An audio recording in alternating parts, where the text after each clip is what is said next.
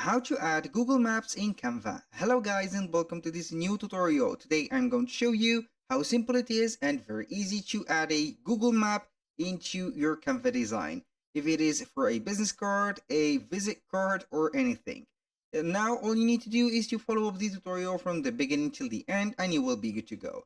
The first thing that you need to do is to head over Canva.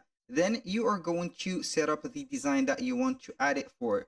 For example, I'm going to choose right here and search for business card. Let's say that we are going to create a business card. Then we are going to see the multiple objects and also templates that has been given to us.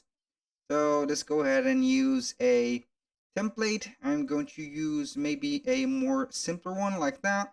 So I'm going to choose this template, click on customize this template, wait for it to be charged, and then here we have the template. So we have the face and also the head of the template. So we are going to add it to a specific part. Generally, we are going to add it right there within the address, as you can see. So right now, how we can do that, we are going to the left sidebar right there, click on apps. Then we are going to search on the Canva apps for Google Maps. And then here we have it. All we can do right there is to click on the maps. Then we are going to click on open.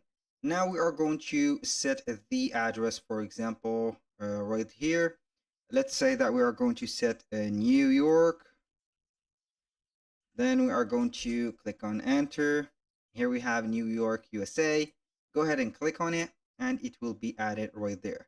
So make sure that you are going to set up the map. For example, I'm going to select this and this. Also, we are going to group them and make them right there. So we are going to make it like that. And this is the map. So here we have it. You can make it bigger, smaller, or you can also zoom it. So you can zoom right there. Here you can view the larger map and you can print it like that.